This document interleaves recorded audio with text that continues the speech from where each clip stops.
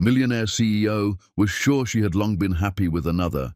When he saw twin girls, he realized the truth. Hi, my beautiful family. Welcome back to Mr. Peter's Family, your own family channel. May the Almighty bless every woman with unwavering strength, endless wisdom, and a heart so pure that it uplifts everyone around her. May every woman who guides, nurtures, protects, and loves be honored for the immeasurable sacrifices she makes. You are the pillars of families, the light in the darkest nights, and the silent warriors whose love shapes the world. May no sorrow touch your hearts, no burden break your spirit, and may your lives overflow with peace, joy, and blessings beyond measure. If your heart is true, like the video. If your love is real, write, I am with Mr. Peter. Let's start with love. Kelly Hammond had rehearsed this moment 1,000 times in her head during the drive from the clinic to Norton Enterprises. She would walk into Daniel's office, close the door behind her, and place the ultrasound images on his desk. She would watch his face transform from confusion to understanding to pure joy. He would pull her into his arms, spin her around like he did on their wedding day, and whisper against her hair that she had just made him the happiest man alive. They would call his mother together, plan the nursery, argue playfully about names. Everything would be perfect. Kelly pushed open the heavy glass doors of Norton Enterprises at 9:15 in the evening, her heart hammering against her ribs. The security guard looked up from his desk and smiled. Mrs. Norton, working late again? Just need to see my husband for a minute, Kelly said, returning his smile even though her hands were trembling. Inside her purse, tucked into a lavender envelope, were 2 ultrasound images, 2 distinct heartbeats, 2 tiny miracles that would change everything. The elevator ride to the executive floor felt eternal. Kelly caught her reflection in the polished steel doors and barely recognized herself. She was glowing, her brown skin radiant, her dark eyes bright with a secret that was about to explode into the most beautiful reality. At 28 years old, Kelly Hammond Norton was the director of marketing at her husband's company, a rising star in the business world, and now she was going to be a mother of twins. The thought still made her dizzy with disbelief and wonder. The executive floor was quiet, most offices dark. Only Daniel's corner office blazed with light, his name emblazoned on the frosted glass door in bold letters. Kelly walked toward it, her heels clicking softly on marble floors, her free hand unconsciously moving to her still flat stomach. In there, barely visible to the world, 2 lives were growing. 2 perfect combinations of her and Daniel. 2 reasons why everything they had built together suddenly mattered so much more. She reached for the door handle and paused. Should she knock? This was her husband's office, but it was also after business hours. Maybe he was on an important call. Maybe she should wait. No. Kelly shook her head at her own hesitation. This was Daniel. Her Daniel. The man who had pursued her relentlessly through business school, who had proposed on a rooftop in Paris, who still left notes in her briefcase, telling her she was the most brilliant woman he had ever met. He would want to know immediately. He would want to share this moment.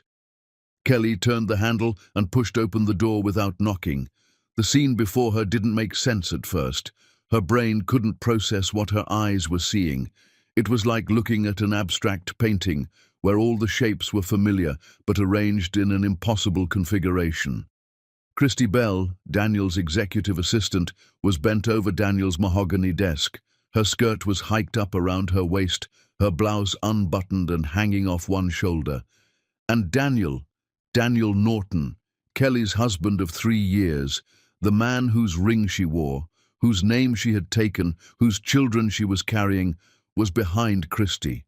His hands gripping her hips, his pants around his ankles, his face twisted in an expression Kelly had seen 1,000 times before, an expression that used to be reserved only for her, time fractured into sharp, cutting pieces.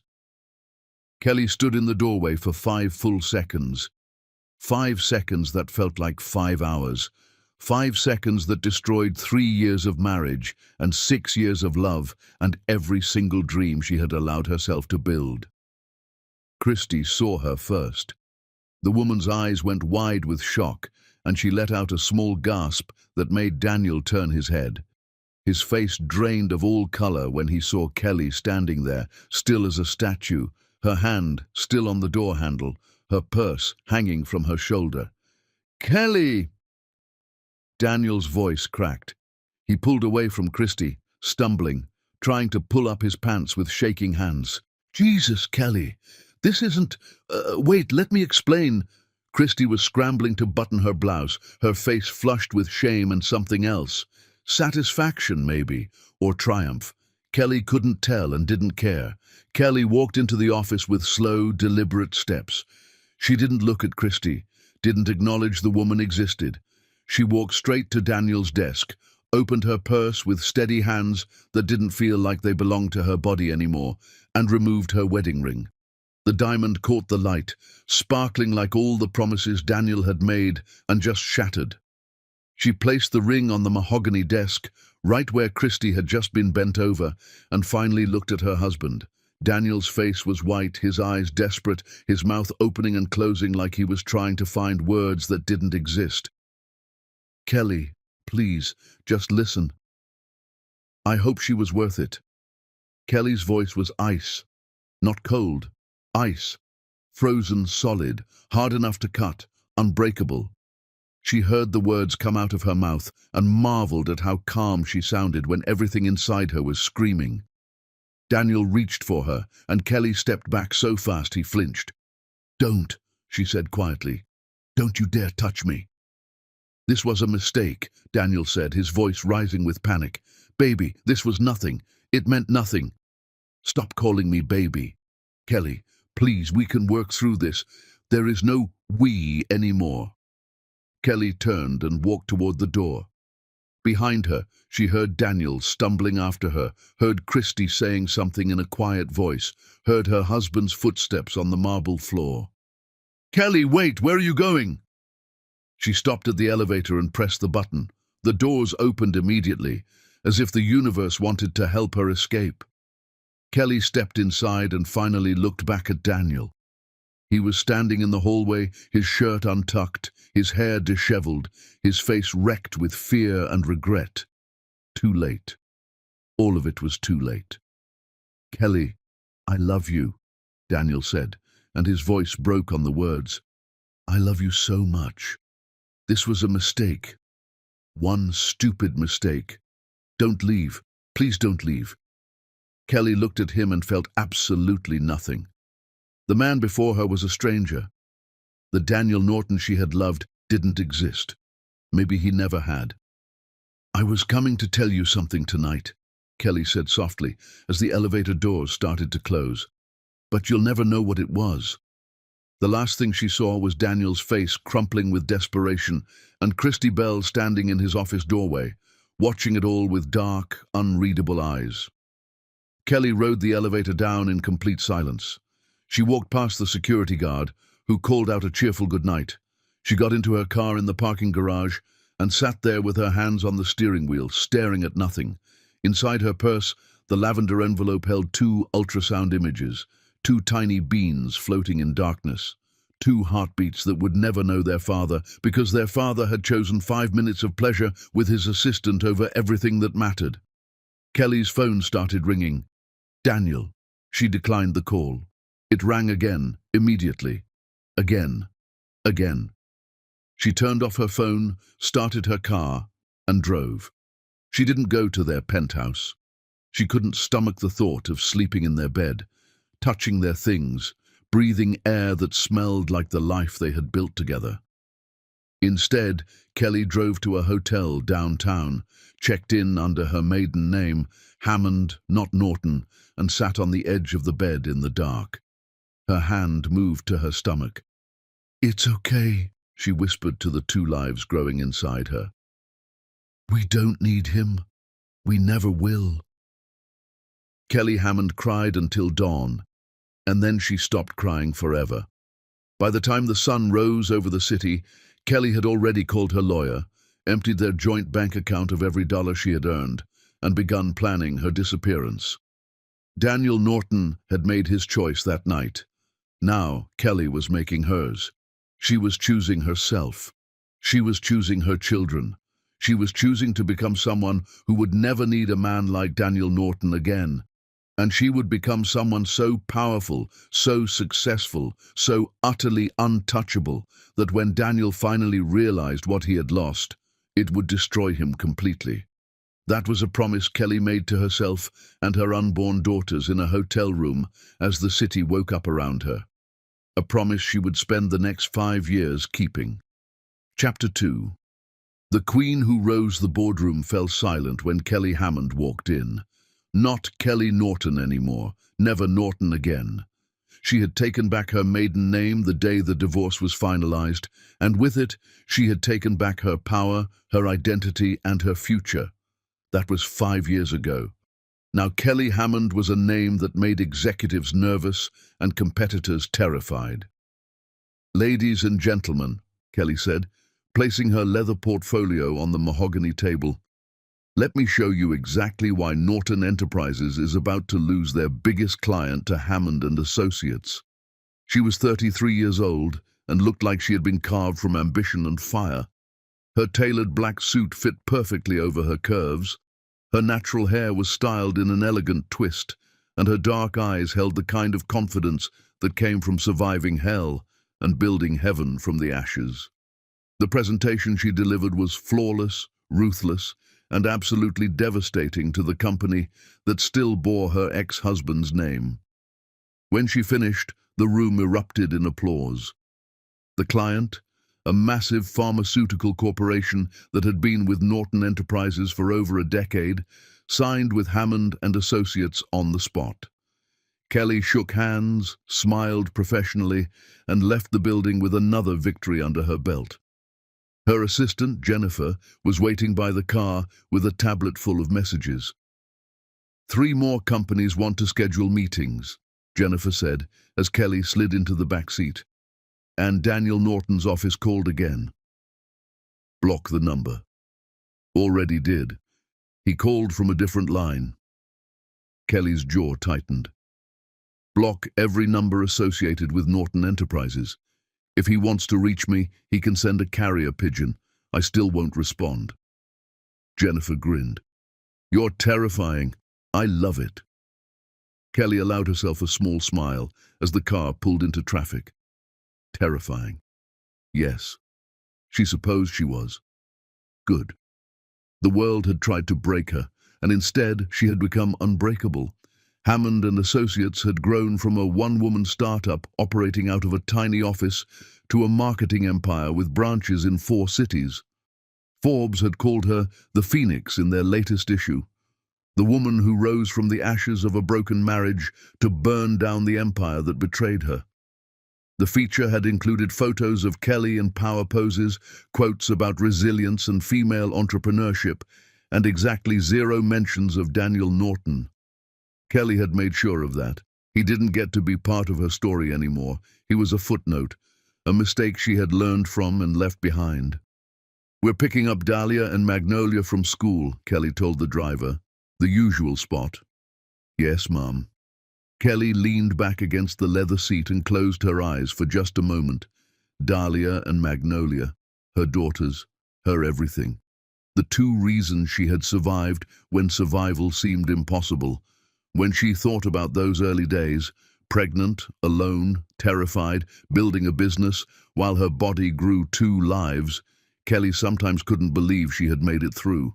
But she had, and her daughters would never know the struggle, because Kelly had made damn sure they grew up with everything. Private school, dance classes, art lessons, a beautiful home with a garden, stability, love, security. Everything Kelly had lost that night in Daniel's office, she had rebuilt bigger and better for her girls. The car pulled up to Westbridge Academy, one of the most prestigious private schools in the state. Kelly stepped out onto the sidewalk and immediately spotted them. Dahlia and Magnolia, identical twins with honey-brown skin, bright green eyes, and smiles that could light up the darkest room. They were wearing matching navy uniforms, but that was where the similarities ended. Dahlia had her hair in two neat braids and was carefully carrying a large piece of construction paper covered in painted flowers. She walked slowly, concentrating on not dropping her artwork. Magnolia's hair was already falling out of its ponytail, her knees were grass-stained, and she was racing toward the car at full speed, her backpack bouncing wildly. "Mama!" Magnolia shouted, launching herself into Kelly's arms with enough force to nearly knock them both over. "I scored the winning goal in soccer today. Coach said I have a natural talent, and I should try out for the travel team, and can I please, Mama? Please?" Kelly laughed and kissed her daughter's forehead. "We'll talk about it. Where's your sister?" "Being slow like always," Magnolia said, rolling her eyes dramatically. Dahlia reached them, slightly out of breath, holding up her artwork with pride. "Look, Mama, I painted flowers for you. This one is a dahlia, and this one is a magnolia. That's us." Kelly's heart clenched with love so fierce it hurt. She knelt down and took the painting carefully, studying every detail. "This is beautiful, baby. Absolutely beautiful. We're going to frame this and put it in my office." Dahlia beamed. "Really? Really? Can we get ice cream?" Magnolia asked, already moving on to the next important thing. "Please, I scored the winning goal." "You mention that a lot," Dahlia said quietly, but she was smiling. "Because it's important." Kelly ushered both girls into the car, settling between them in the back seat.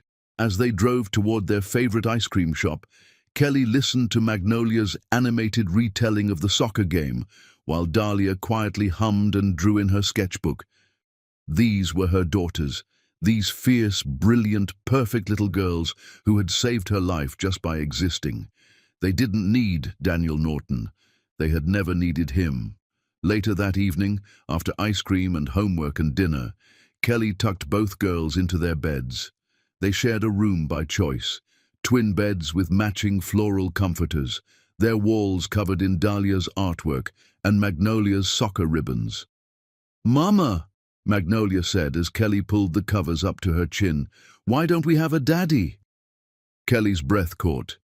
This question came up sometimes, usually triggered by seeing other families at school or in the park. She had prepared an answer, practiced it, but it still felt like swallowing glass. "Because we don't need one," Kelly said gently, smoothing Magnolia's wild curls. "We have each other, and that's more than enough." "But everyone else has one," Magnolia insisted. "Even the kids whose parents are divorced. They have daddies who pick them up on weekends." "We're special," Dahlia said quietly from her bed. "Right, Mama? We're special because we have you, and you're stronger than other people's mamas and daddies combined." Kelly's throat tightened with emotion. "That's right, sweet girl." "I still think it would be nice to have a daddy," Magnolia muttered, but she was already yawning. Kelly kissed both of their foreheads, turned off the light, and stood in the doorway for a long moment, watching them drift to sleep. Magnolia sprawled on her back, arms flung wide. Dahlia curled on her side, hugging her stuffed bunny. Both of them perfect, both of them hers. In her own room, later that night, Kelly stood by the window overlooking the city lights. Her house was in an exclusive neighborhood. Her business was thriving. Her daughters were healthy and happy. She had everything she had ever wanted. So why did Magnolia's question about a daddy make her chest ache? Kelly's hand moved unconsciously to her stomach, remembering. She had been so excited that night, so full of hope and joy and love. She had imagined Daniel's face when he saw the ultrasound images, imagined his hands on her belly, imagined building a family together. Instead, she had walked into his office and watched her entire world implode. Kelly turned away from the window and climbed into bed. She didn't think about Daniel Norton anymore. She refused to give him space in her head or her heart. He had made his choice 5 years ago when he chose Christy Bell over his wife and unborn children. Kelly had made her choice too. She chose to survive, to thrive, to become someone so powerful and successful that Daniel Norton would spend the rest of his life regretting what he threw away. And if Forbes was right about calling her the Phoenix, then Daniel Norton was about to learn what happened when you tried to burn down a woman who was already made of fire. She didn't just rise from the ashes, she brought the whole damn building down with her. Chapter 3. The moment time stopped. Daniel Norton was having the worst day of a very bad year. His lawyer had just informed him that Norton Enterprises was officially filing for bankruptcy.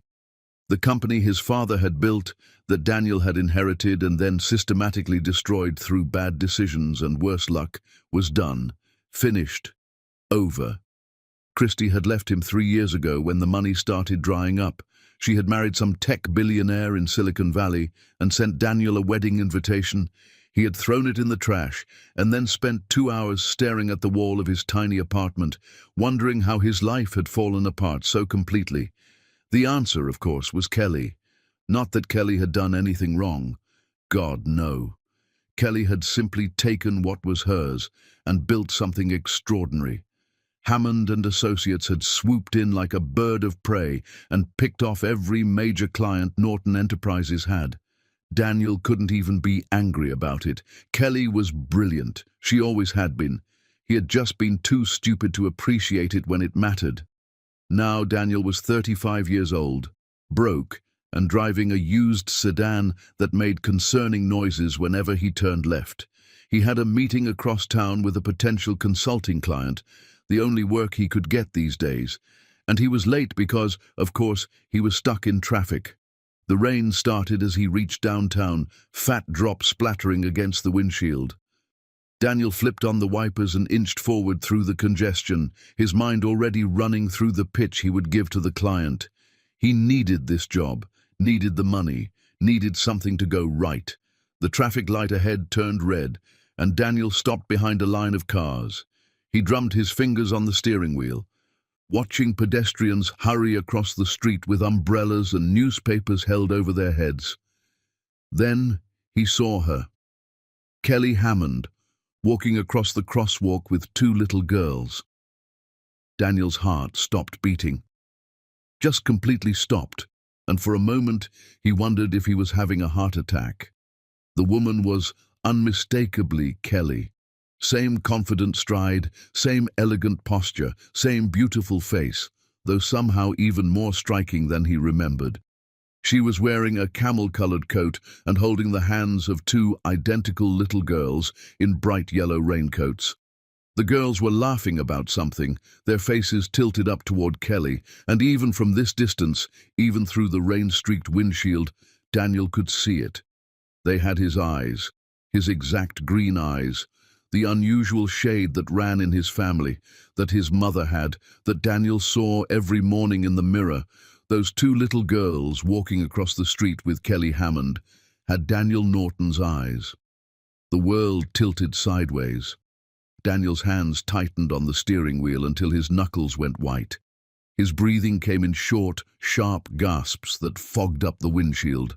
The math started running through his head automatically, and for once in his life, Daniel desperately wanted the math to be wrong. But it wasn't wrong. 5 years. Those girls looked about 5 years old, small but not babies. Old enough to walk confidently, to talk, to laugh. 5 years ago, Kelly had walked into his office and caught him with Christie. 5 years ago, Kelly had placed her wedding ring on his desk and disappeared from his life like smoke. 5 years ago, Kelly had been pregnant. "Oh, God," Daniel whispered. "Oh, my God." Kelly had been coming to tell him. That's what she had said in the elevator, her last words to him before she vanished forever. "I was coming to tell you something tonight, but you'll never know what it was." She had been pregnant with his children, with twins, and Daniel had been too busy fucking his assistant to notice his wife standing in the doorway, too selfish to see the most important moment of his life slipping away. The car behind him honked. The light had turned green. Daniel didn't move. He couldn't move. He was watching Kelly and the two girls reach the other side of the street. Kelly said something that made both girls giggle, and then she knelt down to fix one of their hoods. The tenderness in the gesture, the obvious love between them, hit Daniel like a physical blow. He had daughters, 2 daughters, and they had no idea he existed. More honking. Someone yelled out their window. Daniel's foot found the gas pedal and he jerked forward, nearly rear-ending the car in front of him. He pulled over at the first available space, which happened to be in front of a fire hydrant, and sat there with the engine running and his hands shaking. His daughters, Kelly's daughters, their daughters. Daniel's vision blurred with tears. He gripped the steering wheel and tried to breathe through the crushing weight on his chest. Kelly had been pregnant when she walked into his office that night. She had been carrying his children, probably terrified and excited and hopeful, and Daniel had destroyed everything in the most spectacular way possible. She had gone through pregnancy alone, given birth alone, raised 2 babies alone, built a business empire alone, while Daniel was falling apart and blaming everyone but himself for his failures. Kelly had done all of that without him, and the worst part, the part that made Daniel want to drive his car into a wall, was that she had done it better alone than they ever could have done together. Daniel fumbled for his phone and pulled up Google. His hands were shaking so badly he could barely type. He searched Kelly Hammond children, and the results flooded his screen.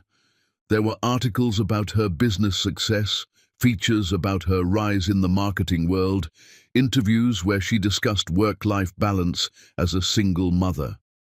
Single mother. The words felt like knives. There were photos too. Kelly at charity events with her daughters, Kelly speaking at conferences, Kelly accepting awards while 2 little girls in fancy dresses stood beside her, beaming with pride. Daniel zoomed in on one of the photos. The girls were wearing matching red dresses, their hair in elaborate braids, their smiles wide and genuine.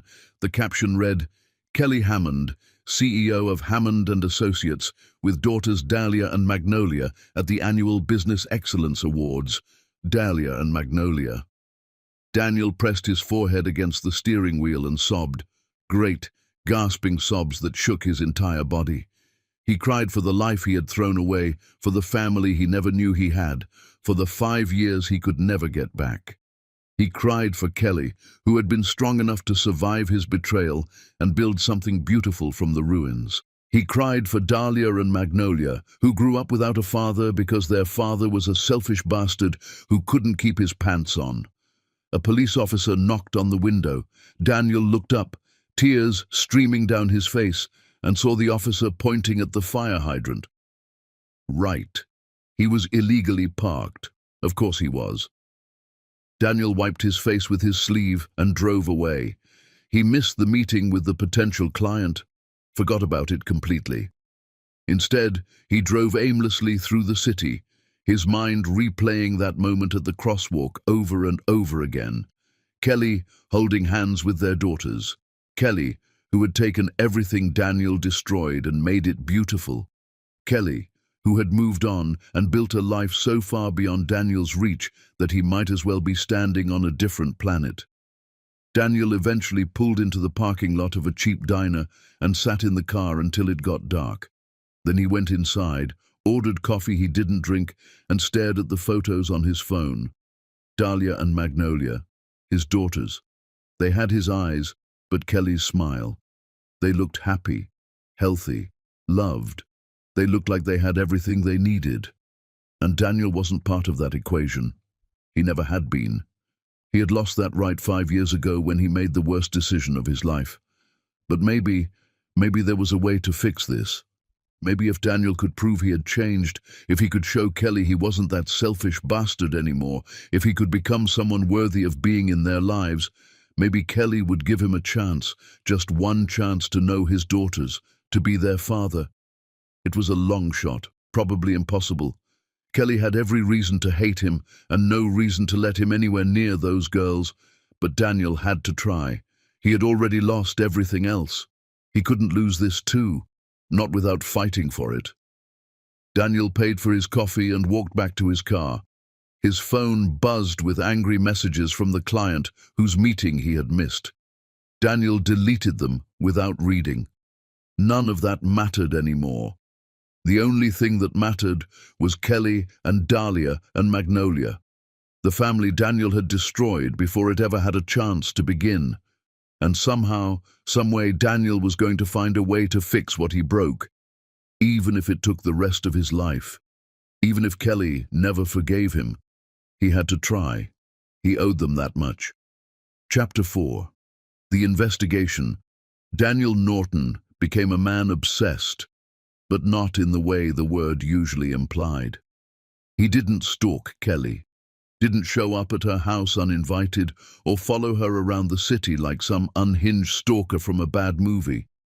What he did instead was research. Careful, methodical, desperate research into the lives of the family he had lost.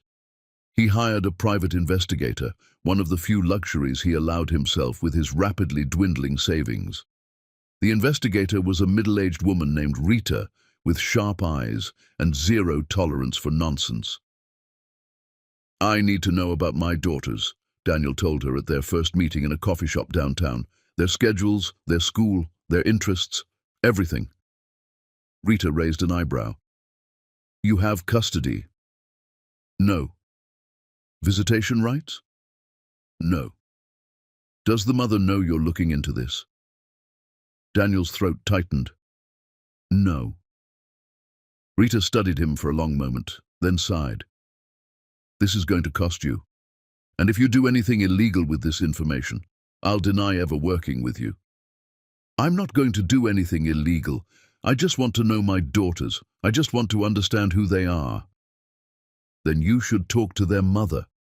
She won't talk to me." "Can't imagine why," Rita said dryly, but she took the case. 2 weeks later, Daniel sat in Rita's small office while she presented him with a folder thick with information. Photos, school records, social media mentions, everything she had been able to dig up about Dahlia and Magnolia Hammond.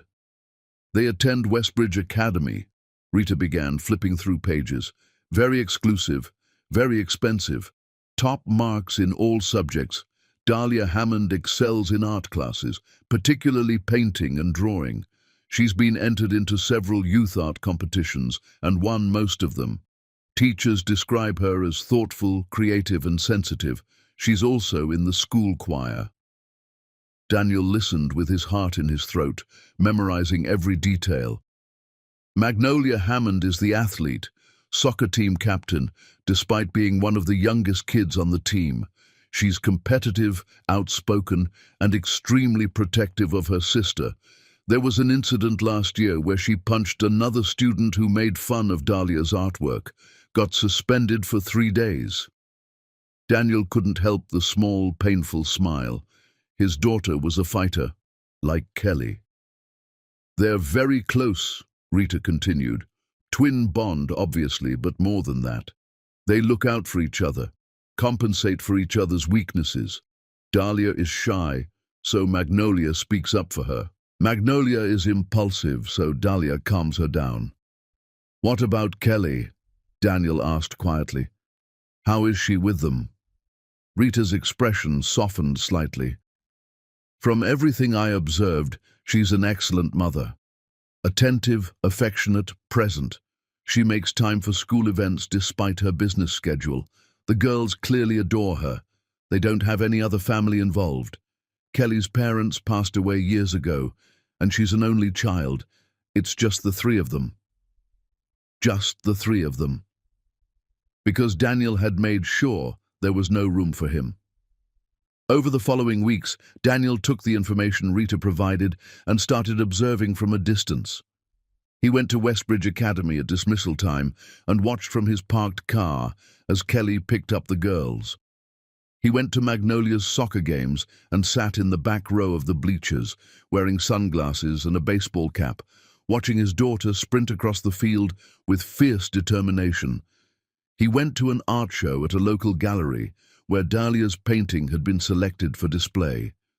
Daniel stood in front of the painting, a beautiful watercolor of two flowers growing side by side, and read the small placard beside it. Dahlia Hammond, age 5, sisters. 5 years old. They had just turned 5. Daniel did the math again, even though he had done it 1,000 times already. Kelly would have been about 6 weeks pregnant when she caught him with Christy, early enough that she might not have known yet, or maybe she had just found out. Maybe that's why she had come to his office that night. The thought made Daniel physically ill every single time. He started keeping a journal, writing down everything he learned about his daughters. Dahlia loved butterflies and had posters of different species on her bedroom wall. Daniel knew this because Rita had somehow obtained photos of their room. Magnolia wanted to be a professional soccer player when she grew up and practiced dribbling in the backyard every evening after homework. They both loved to read, curled up together on the couch while Kelly worked in her home office. They took piano lessons on Tuesday afternoons. They had a dog named Biscuit, who was some kind of terrier mix and absolutely adored the girls, sleeping in their room every night. Daniel learned that Kelly read to them every night before bed, that she made elaborate pancakes shaped like animals on Saturday mornings, that she had never once badmouthed him to the girls, because how could she badmouth someone they didn't even know existed? The more Daniel learned, the more he realized how completely Kelly had shut him out. He didn't exist in their world. He was less than a memory. He was nothing, and it was exactly what he deserved. Daniel started volunteering at a children's hospital in his spare time. He couldn't explain exactly why, maybe because he wanted to be near kids, to understand them better, to become someone who could be trusted around children. He read to the patients, played board games with them, listened to their stories. It felt like penance. Like maybe if he could be kind to these children, it would somehow balance out the cosmic scales of all the ways he had failed his own daughters. One afternoon, Daniel was reading to a little girl who was recovering from surgery when a nurse stopped by the room. She watched him for a moment, then smiled. "You're really good with kids," she said. "Do you have any of your own?" Daniel's throat closed up. He looked at the little girl in the bed, who was waiting patiently for him to continue the story, and then back at the nurse. "Yes," he said quietly, "I have 2 daughters. Twins." It was the first time he had said it out loud. The first time he had claimed them, even though they had no idea he existed. "Lucky girls," the nurse said, and walked away. Daniel finished reading the story, said goodbye to his young patient, and walked out of the hospital into the parking lot. Then he sat in his car and cried until his chest ached and his throat was raw. Lucky girls? No, they weren't lucky. They were strong and brilliant and beautiful despite him, not because of him. That evening, Daniel wrote Kelly a letter. He poured everything into it, his regret, his shame, his desperate desire to know his daughters, his promise to be better, to do better, to prove he had changed. He wrote about seeing them at the crosswalk, about learning their names, about how Dahlia loved butterflies and Magnolia played soccer. He wrote about how he understood if Kelly never forgave him, but please, please just let him meet them once. Daniel mailed the letter to Kelly's office address. 3 days later it came back, returned to sender, unopened. There was a sticky note attached in handwriting Daniel didn't recognize. "Ms. Hammond does not accept correspondence from Daniel Norton." Daniel held the returned letter and felt something inside him break all over again. Of course Kelly wouldn't read it. Why would she? He had done nothing to earn even 5 minutes of her time. So Daniel decided he needed to try something else. He couldn't write to Kelly, couldn't call her, couldn't approach her directly. But maybe, just maybe, if he could show her through his actions that he had changed, if he could become someone worthy of being in their lives, she might consider letting him try. It was a desperate plan, probably doomed to fail. But Daniel had already lost everything. What else could they take from him? He sold his mother's jewelry, the last valuable things he owned, and set up a trust fund for Dahlia and Magnolia, not to buy their love, but because it was the right thing to do. Because they were his daughters, and they deserved whatever he could give them, even if they never knew it came from him. He started working harder on his consulting business, taking any job no matter how small, saving every penny. If he was going to fight for his family, he needed to be stable, needed to be someone Kelly might actually trust. And every evening, Daniel drove past Kelly's house, not stopping, never stopping, just driving past, and looked at the lit windows where his daughters lived, where Dahlia was probably drawing, and Magnolia was probably practicing soccer moves, and Kelly was probably tucking them in and reading bedtime stories and being everything Daniel had failed to be. "I'm going to fix this," Daniel whispered to himself as he drove away. "I don't know how, but I'm going to find a way to fix this." Even if it took the rest of his life, even if Kelly never forgave him, he had to try. Those two little girls with his green eyes and Kelly's brilliant smile deserved a father who would fight for them, and Daniel was finally ready to be that man, even if he was 5 years too late. Chapter 5.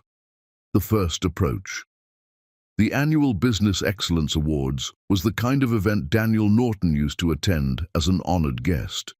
This year, he had to buy a ticket with money he couldn't really afford to spend, and he sat at a table in the back of the ballroom with people he didn't know, wearing a suit that was slightly too large because he had lost weight over the past months of stress and worry.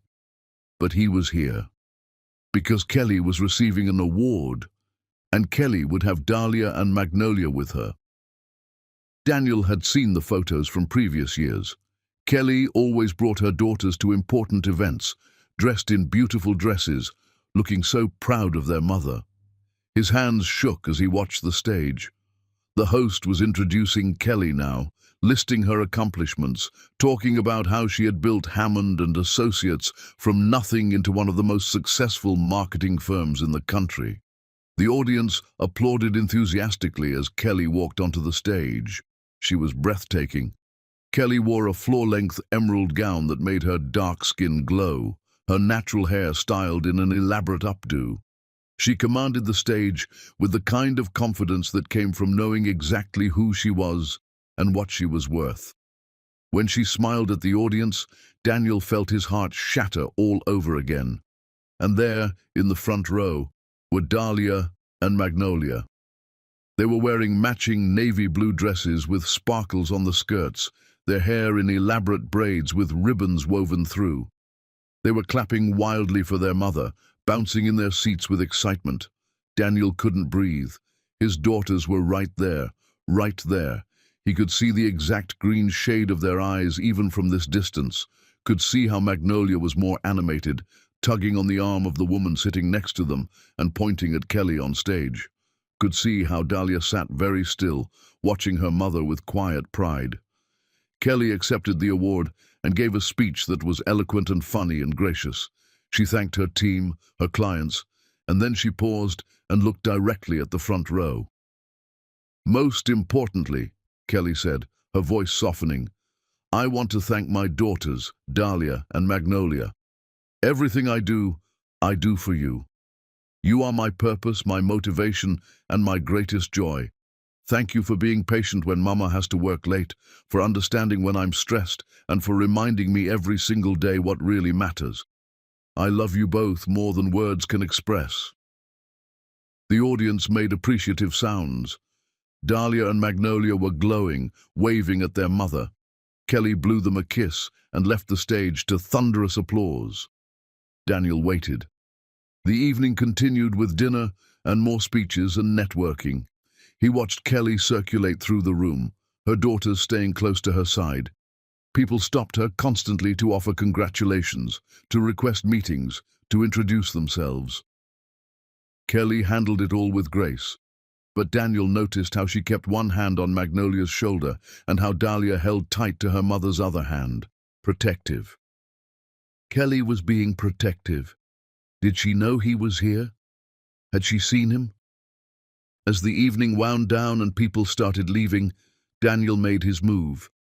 His legs felt like they might give out as he crossed the ballroom, weaving between tables, his eyes locked on Kelly as she said goodbye to a colleague. "Kelly." She turned at the sound of his voice, and Daniel watched her face transform. First confusion, then recognition, then something cold and hard that made his stomach drop. "Daniel." Kelly's voice could have frozen fire. "What are you doing here? I needed to see you, to talk to you. Please, Kelly, just 5 minutes." "No." "Kelly," I said no. Kelly turned away from him, her hand tightening on Magnolia's shoulder. But Magnolia, being Magnolia, wasn't going to be quiet. "Who's that, Mama?" she asked, staring at Daniel with open curiosity. "No one, baby. Let's go." "But Mama—" "Now, Magnolia." Daniel took a step forward, his desperation overriding his common sense. "Kelly, please, those girls, they're—" Kelly spun on him with such fury that Daniel actually stepped back. Her eyes were blazing, her jaw tight, and when she spoke, her voice was low and dangerous. Don't you dare finish that sentence." "I know," Daniel said, his voice breaking. "I know they're mine, Kelly. I saw you at the crosswalk, and I've been trying to find a way to talk to you, to explain." "There's nothing to explain. You made your choice 5 years ago." "I didn't know." "You didn't care." Kelly's voice rose slightly, and several people nearby turned to look. She took a breath, visibly controlling herself. "Girls, go wait with Jennifer by the coat check, now." Dahlia and Magnolia hesitated, clearly sensing the tension, but they obeyed. Daniel watched them walk away, his daughters walking away from him, and felt something break inside his chest. When the girls were out of earshot, Kelly turned back to him with ice in her eyes. "You have 5 seconds to walk away before I have security remove you." "Kelly, I made a mistake. The worst mistake of my life. I've spent 5 years trying to—" "5 years?" Kelly laughed, but there was no humor in it. "You've spent 5 years doing what exactly?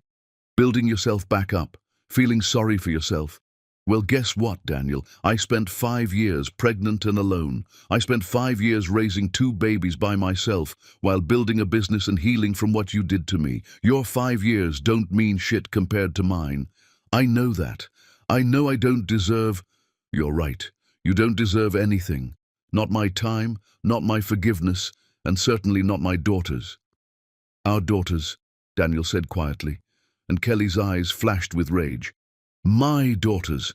Mine. I carried them. I birthed them. I raised them. You were too busy screwing your assistant to even know they existed.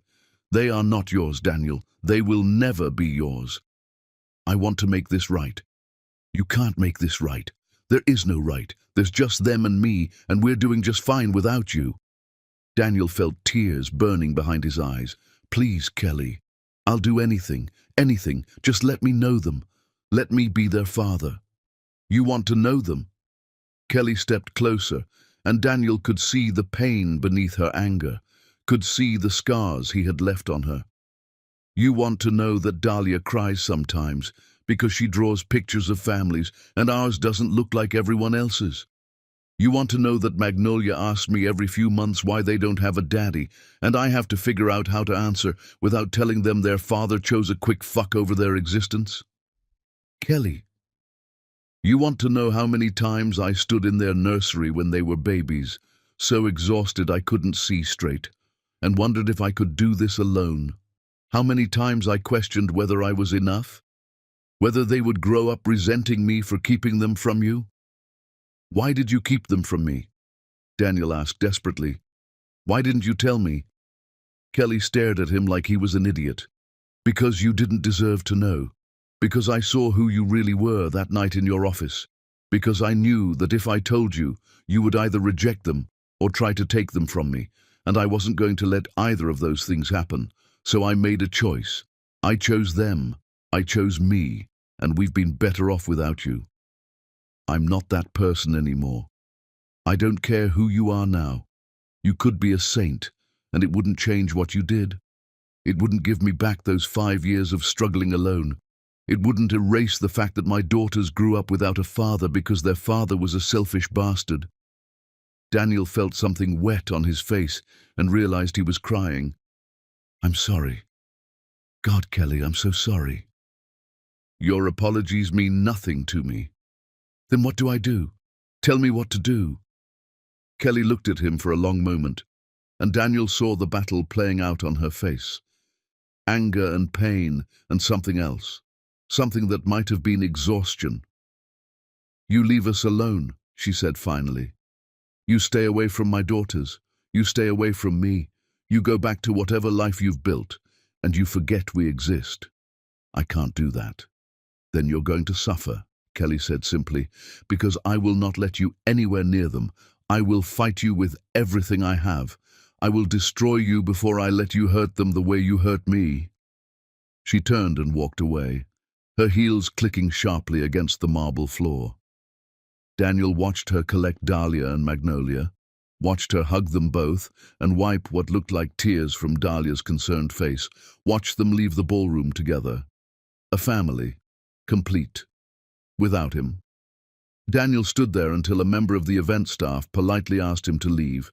Then he walked to his car, got inside, and screamed until his throat was raw. He pounded his fists against the steering wheel until his hands hurt. And then he sat there, in the dark parking lot, and cried until he had nothing left. Kelly was right. He didn't deserve them. He had never deserved them. But that didn't change the fact that he loved them desperately, hopelessly, even though they didn't know he existed. Didn't change the fact that he would spend the rest of his life trying to be worthy of them, even if Kelly never forgave him, even if his daughters grew up never knowing his name. Daniel was going to prove he had changed.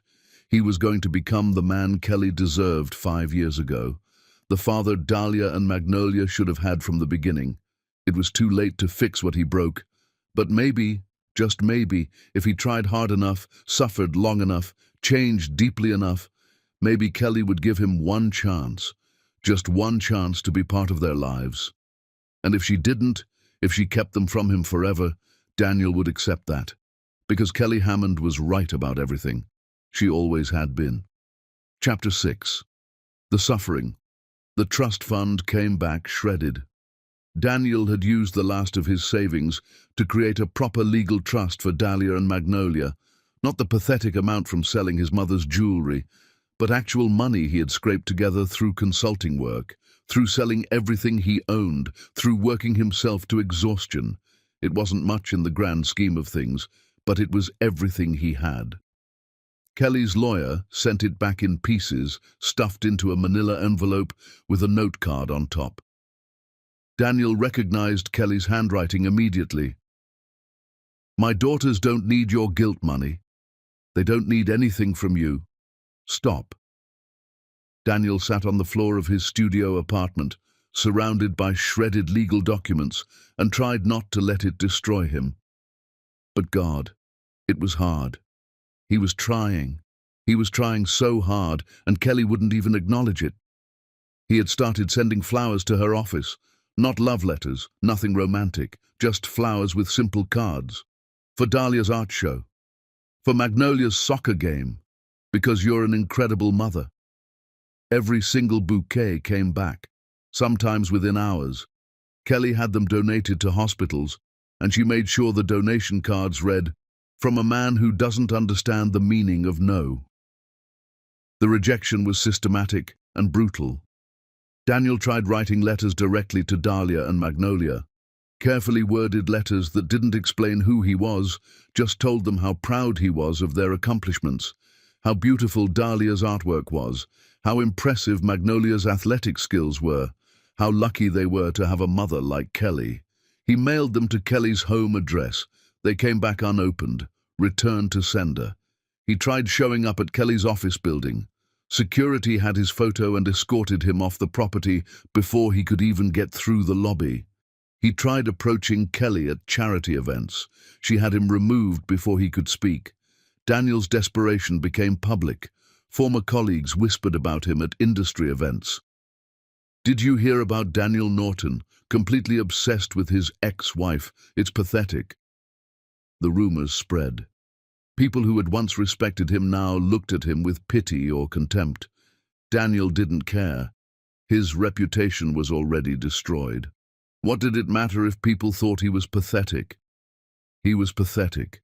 He had thrown away everything that mattered, and now he was paying the price. His consulting business barely survived.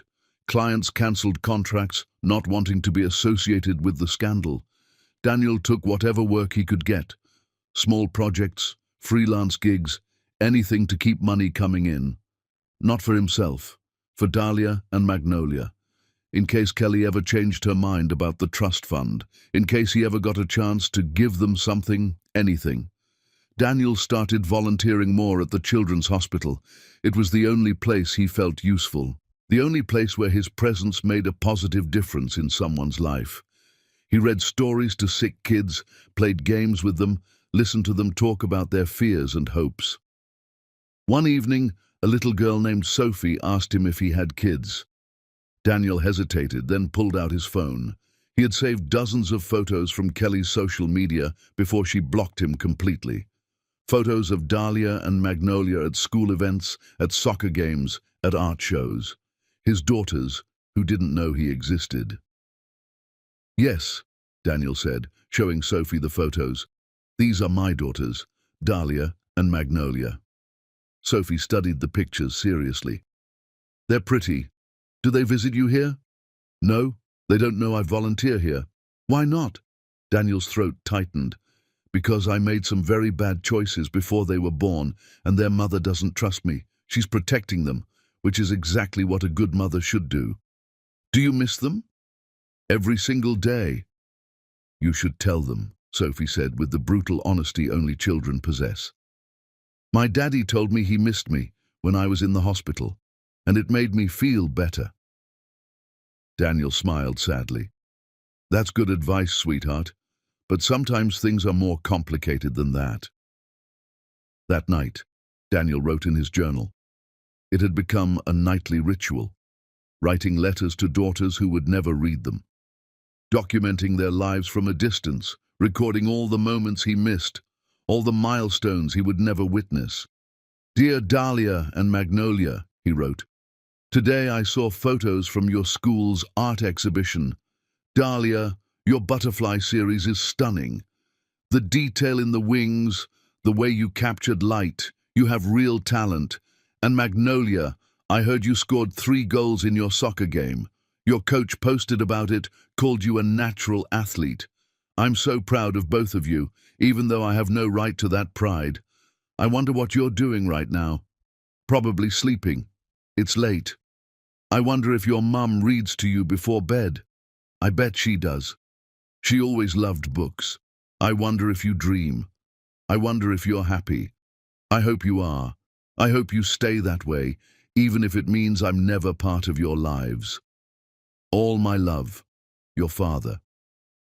Daniel closed the journal and stared at the ceiling of his apartment. He was so tired, bone-deep exhausted from carrying this weight, from knowing his daughters existed and not being able to be part of their lives, from watching Kelly succeed and thrive while he disintegrated. But he couldn't stop, wouldn't stop, because stopping meant giving up, and giving up meant accepting that he would never know his daughters. Daniel wasn't ready to accept that. Not yet. Maybe not ever. His phone buzzed. A text from Rita, the private investigator. She sent him updates sometimes, even though he could barely afford to keep her on retainer. FYI, Kelly Hammond was named CEO of the Year by Business magazine. There's going to be a ceremony next month. Daniel stared at the message. CEO of the Year. Of course she was. Kelly Hammond was unstoppable. She had taken everything Daniel destroyed and built an empire from it. She had raised 2 children alone while conquering the business world. She had survived his betrayal and come out stronger. Meanwhile, Daniel was living in a studio apartment, working odd jobs, and being escorted out of buildings by security guards. The contrast was devastating, but it also clarified something for Daniel. He wasn't trying to get Kelly back. That ship had sailed 5 years ago and burned on the way out of the harbor. He was trying to be worthy of knowing his daughters, and right now, he wasn't worthy. Not even close. So Daniel made a decision. He was going to stop the grand gestures that Kelly clearly hated, stop the flowers and letters and attempts to approach her. He was going to focus on becoming someone better, someone who could look his daughters in the eye someday and not feel crushing shame. He enrolled in therapy, started working through his issues with a counselor who didn't judge him but didn't let him off easy either. He volunteered more, not just at the hospital, but at youth programs, coaching kids soccer on weekends, teaching basic business skills at a community center. He worked harder on his consulting business, taking it seriously instead of treating it as a temporary solution. He became deliberate about his transformation instead of desperate about his redemption. Months passed. Daniel didn't contact Kelly, didn't send flowers or letters, didn't try to approach her at events.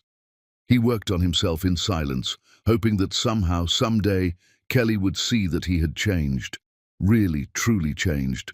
Not because he wanted something from her, but because it was the right thing to do. And then, on an ordinary afternoon that would become extraordinary, Daniel got a call that changed everything. "Mr. Norton?" The voice on the phone was professional, female, unfamiliar. "This is Westbridge Academy. There's been an accident involving one of our students. You're listed as an emergency contact for Magnolia Hammond." Daniel's blood turned to ice. "What happened? Is she okay?" "There was an incident with a car in front of the school. Magnolia was struck. She's being transported to City General Hospital now. We've been trying to reach Ms. Hammond, but she's not answering her phone." "I'm on my way," Daniel said, already grabbing his keys. He didn't question why he was listed as an emergency contact, didn't wonder how that had happened, didn't care about anything except getting to his daughter who was hurt, his daughter who needed him, his daughter who still didn't know he existed. Daniel broke every speed limit getting to City General Hospital, and when he arrived, his entire world was about to shift again. Chapter 7. The accident that changed everything. Daniel burst through the emergency room doors like a man possessed. "Magnolia Hammond," he gasped to the nurse at the intake desk. "A girl from Westbridge Academy. Car accident. Where is she?" The nurse checked her computer with infuriating slowness. "She's in examination room 4. Are you family?" "I'm her father." The words felt strange on his tongue. True, but strange. The nurse gave him a visitor badge and directions, and Daniel ran down the corridor, his heart pounding so hard he thought it might explode from his chest. Examination room 4. He pushed open the door and stopped dead. Magnolia was lying on the hospital bed, her leg in a temporary splint, her face scraped and bruised. But she was conscious, talking to a doctor, and when she saw Daniel, her eyes went wide. "You're the man from the awards," she said, her voice shaky but curious. "Mama's friend." Daniel's throat closed up. "Hi, sweetheart. My name is Daniel. I'm going to stay with you until your mama gets here, okay?" "Okay," Magnolia whispered. Then her face crumpled. "It hurts. My leg really hurts." Daniel moved to her side without thinking, taking her small hand in his. "I know, baby. I know. But these doctors are going to fix you up. You're going to be okay." "Where's Mama?" "She's on her way. She's coming as fast as she can." The doctor explained what had happened. Magnolia had been chasing a soccer ball that rolled into the street. A car had been coming around the corner too fast. The impact had broken her leg and given her a concussion, but she would be okay. She needed surgery to set the bone properly, but the prognosis was good. Daniel listened while holding his daughter's hand, and it took everything in him not to fall apart completely. This was Magnolia, his daughter, and she was hurt and scared, and he was here, actually here, touching her for the first time in her life. "Are you really my mama's friend?" Magnolia asked, studying his face. I used to be, Daniel said carefully. A long time ago. Why did you stop being friends? Because I made some mistakes. What kind of mistakes? The kind that hurt people you love. The worst kind. Magnolia processed this with the brutal honesty of a child. Did you say sorry? Many times. Did she forgive you? Daniel's eyes burned with tears. No, sweetheart. She didn't. That's sad, Magnolia said. Then she squeezed his hand. You have nice eyes. They're like mine and Leah's. Daniel couldn't breathe, couldn't speak. He just held his daughter's hand and tried not to sob. The surgery was scheduled for within the hour. Daniel stayed with Magnolia the entire time, talking to her about soccer and school and her favorite foods, anything to distract her from the pain and fear. She told him about how she wanted to play professional soccer someday, how her coach said she was the best player on the team, how Dahlia thought soccer was boring but came to all her games anyway because that's what sisters do. Leah's the best sister, Magnolia said groggily. The pain medication was making her drowsy. She's quiet, but she's really smart, and she draws me pictures of soccer players when I'm sad. She sounds wonderful, Daniel managed to say. She is. We're twins. That means we came out of Mama's belly together. I know. Do you have any kids? Daniel looked at his daughter, at her green eyes that matched his, at her brave little face trying so hard not to cry, at the hand clutching his like he was a lifeline. And he couldn't lie. Yes, he whispered. I have 2 daughters. They're the most amazing girls in the world, and I love them more than anything. What are their names? Dahlia and Magnolia. Magnolia's eyes widened, then narrowed with suspicion. But before she could ask the obvious question, the door burst open and Kelly Hammond exploded into the room like a hurricane. Magnolia! Kelly rushed to the bed, her face white with terror. Baby, are you okay? Oh God, what happened? Mama! Magnolia reached for Kelly with her free hand, the one not holding Daniel's. I got hit by a car chasing my soccer ball, but this nice man stayed with me, and the doctors say I'm going to be okay. Kelly finally seemed to notice Daniel standing there. Her eyes met his, and the look she gave him could have melted steel. What are you doing here? The school called me, Daniel said quietly. They said I was an emergency contact. I didn't question it. I just came. You had no right. Mama, don't be mean, Magnolia interrupted, her voice wavering. He stayed with me. I was so scared, and he held my hand and told me it would be okay. Kelly's expression cracked. She looked at her daughter, then back at Daniel, and something shifted. Not forgiveness, not acceptance, but maybe, just maybe, a hairline fracture in the armor she had built around her heart. Thank you, Kelly said stiffly, but I'm here now. You can leave. Actually, Ms. Hammond, the doctor interrupted, Magnolia is scheduled for surgery in about 30 minutes. We need you to sign consent forms, and we'd like to review everything with you. If Mr. Norton has been keeping her calm, it might be beneficial to let him stay until she's in the operating room. Children do better with familiar faces. Kelly looked like she wanted to argue, but Magnolia's hand was still clutching Daniel's, and her daughter's face was starting to show signs of real fear as the reality of surgery sank in. Fine, Kelly said through gritted teeth. But we need to talk. In the hallway. Now. Daniel followed Kelly out of the room, and the moment the door closed behind them, she rounded on him. How are you listed as an emergency contact? I never put your name anywhere. I don't know. I swear, Kelly, I had no idea until they called me. This is insane. You can't just... You're not part of their lives. I know that, but they called me, and our daughter was hurt, and I came. What was I supposed to do? Our daughter? Kelly's voice rose. You don't get to call her that. You don't get to... She broke off, her hand shaking. Daniel could see her fighting for control, and then suddenly Kelly's legs seemed to give out. She leaned against the wall, sliding down until she was sitting on the floor, and put her head in her hands. "I was in a meeting," she said, her voice muffled. "My phone was off. I didn't see the calls, didn't know she was hurt. What kind of mother doesn't answer when her child is hurt?" Daniel sat down beside her, careful to keep some distance. The kind who was working to provide for her children. The kind who can't be everywhere at once because she's doing the work of two parents. "You're a good mother, Kelly. The best." "She could have died," Kelly whispered. "She could have died and I wasn't there. But she didn't. She's going to be okay. And you're here now." They sat in silence for a moment, the fluorescent hospital lights humming above them. Then Kelly spoke without looking at him. "Why did you come?"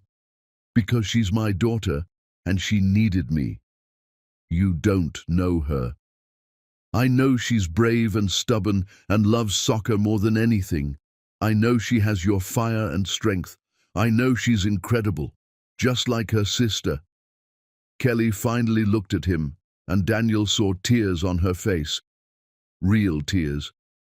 "You don't deserve to know them." "I know. You threw us away." "I know. I should have security drag you out of this hospital." "You should." "So why can't I?" Kelly's voice broke. "Why can't I just make you disappear like you deserve?" "Because you're exhausted," Daniel said gently. "Because you've been doing this alone for too long. Because even though you hate me, and you should hate me, you're terrified right now, and I'm here. You don't have to face this alone." Kelly put her head back in her hands and cried, real broken sobs that shook her entire body, and Daniel sat beside her, not touching her, not offering platitudes, just being there while she fell apart. When she finally stopped crying, Kelly wiped her face with her hands and stood up.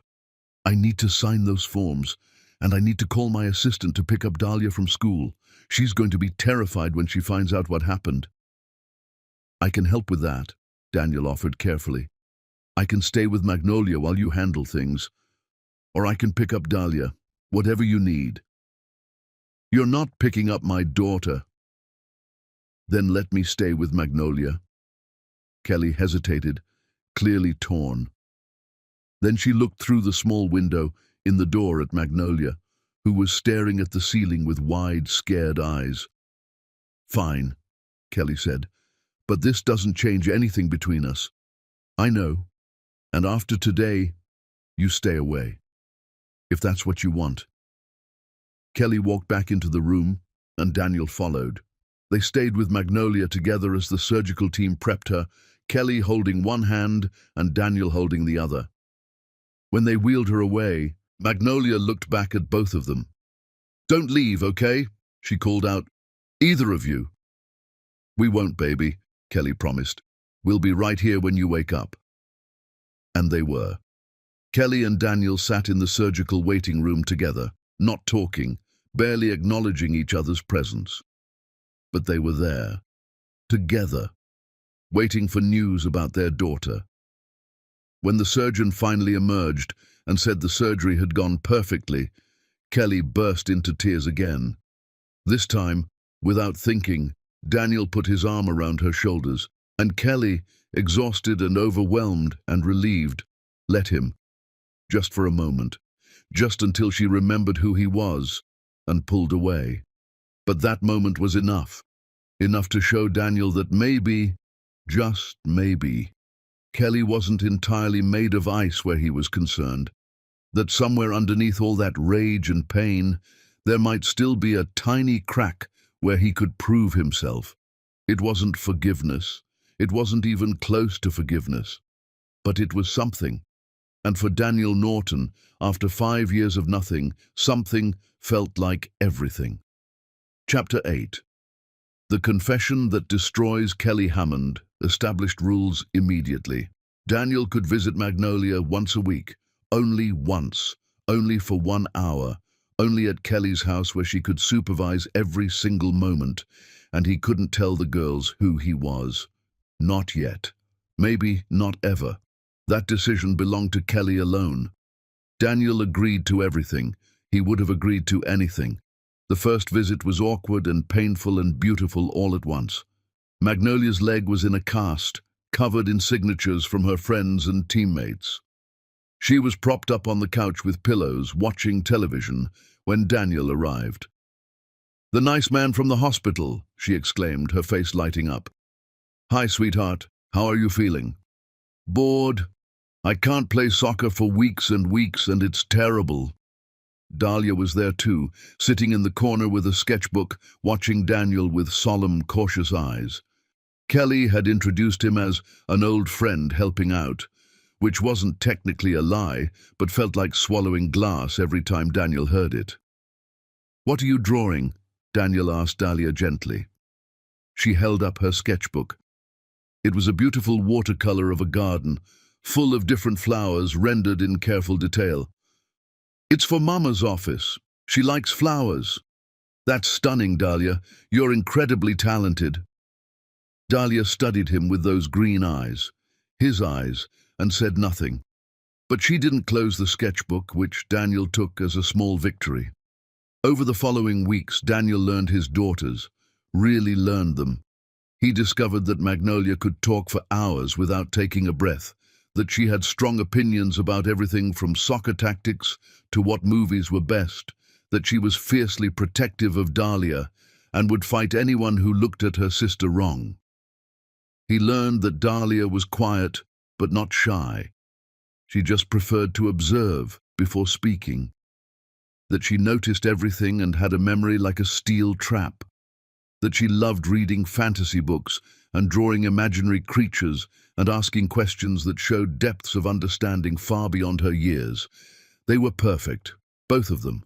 Perfect and brilliant and funny and kind, and Daniel loved them so completely it felt like his chest might crack open from the force of it. Kelly watched his every interaction like a hawk. She sat in the same room during every visit, working on her laptop, but clearly listening to every word. Sometimes Daniel caught her watching him with an unreadable expression. Sometimes she looked sad, sometimes angry, sometimes just exhausted. Daniel never pushed, never stayed longer than the allotted hour, never tried to have side conversations with Kelly. He showed up on time, interacted with his daughters, and left when told. He was proving he could follow rules, that he could be trusted. 2 months after the accident, Kelly actually spoke to him beyond terse instructions about arrival times. "They ask about you," she said as Daniel was leaving one evening. "Between visits, they want to know when you're coming back." Daniel's heart skipped. "Is that okay?" "I don't know," Kelly said honestly. "I don't know what I'm doing anymore." "You're doing great, Kelly. You're an incredible mother." "Don't." She held up her hand. "Don't compliment me. Don't try to. Just don't." Daniel nodded and left. The moment that changed everything happened on a quiet afternoon in Kelly's living room. Daniel had just finished reading a book to both girls, a fantasy novel about twin sisters with magical powers that Dahlia had chosen. Magnolia was getting restless, her legs still in the cast, her energy pent up from weeks of being unable to play soccer. "Mr. Daniel," Magnolia said suddenly, "why do you visit us?" Daniel glanced at Kelly, who had gone very still. "Because I enjoy spending time with you." "But why?" Magnolia pressed. "Mama's other friends don't visit us. Just you." Dahlia put down her sketchbook, suddenly alert. Daniel felt sweat break out on his back. He looked at Kelly again, silently asking permission, but Kelly's face was pale and frozen. "Well," Daniel said carefully, "I think you're both really special, and I like hearing about your lives." "That's a nice answer," Dahlia said softly, "but it's not the whole truth, is it?" Daniel's blood turned cold. How did this 5-year-old see through him so clearly? "Dahlia," Kelly started, but Magnolia interrupted. "You have the same eyes as us, green like grass. Mama's eyes are brown. Why do we have your eyes?" The room went silent. Daniel could hear his own heartbeat, loud and frantic in his ears. He looked at Kelly, and she was staring at her daughters with an expression of pure panic. "Girls," Kelly said, her voice shaking, "that's enough questions for today." "But, Mama," Magnolia started, "I said that's enough." Kelly's sharp tone made both girls flinch. Daniel watched Dahlia's eyes fill with tears and Magnolia's face crumple with confusion. He made a decision in that moment. Probably the wrong decision, probably one Kelly would never forgive him for, but he couldn't lie to them anymore. "Because I'm your father," Daniel said quietly. The words fell into the room like bombs. Kelly stood up so fast she knocked over her laptop. "Daniel, don't you dare." They asked Kelly. They deserve the truth. "That's not your decision to make." "I'm your daddy," Magnolia whispered, her eyes huge. Dahlia had gone very still, her face unreadable. She looked at her mother, then at Daniel, then back at her mother. When she spoke, her voice was small and heartbroken. "Why weren't you there?" The question destroyed Daniel. He knelt down so he was at eye level with both girls, tears already streaming down his face. "Because I made the worst mistake of my life before you were born. I hurt your mother very badly, and she had to be strong for all of you, for herself, for you, for your sister. She had to do everything alone because I failed her." "What did you do?" Dahlia demanded. Her quiet facade had cracked, and underneath was pain so raw it made Daniel want to die. Kelly was crying silently, standing frozen by the couch.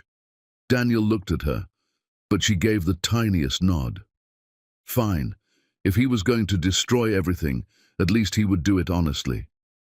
"I betrayed your mother's trust. I broke promises I made to her. I chose something temporary and meaningless over everything that mattered, and when she found out, she left. She was carrying both of you at the time, but I didn't know that. She didn't tell me, and she was right not to tell me, because I didn't deserve to know." "Why are you here now?" Dahlia asked. "Because I want to be your father, because I want to know you and be part of your lives, because I've been trying to become someone worthy of you." "Are you?" Magnolia asked. "Are you worthy?" Daniel looked at Kelly.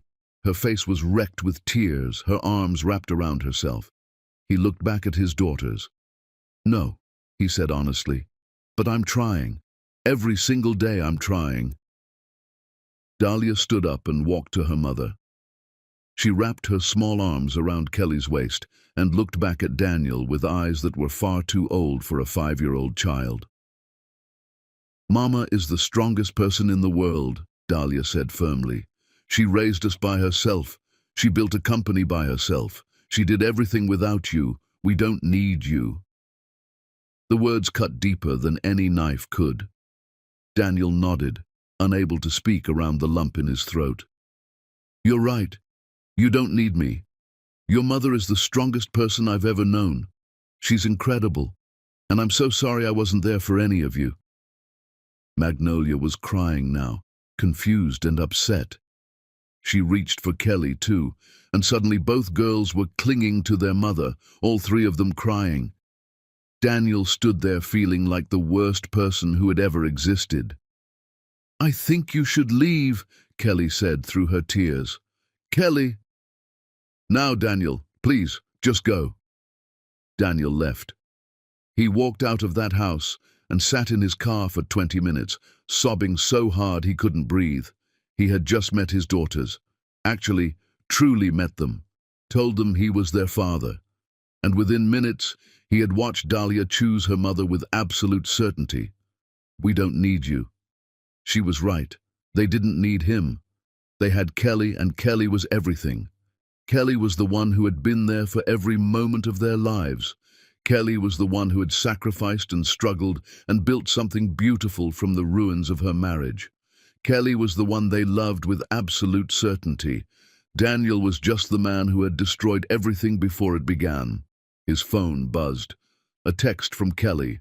"Don't come back next week. I need time to figure this out. I need to talk to them without you here. I'll contact you when I'm ready, if I'm ready." Daniel stared at the text and typed back one word. Okay.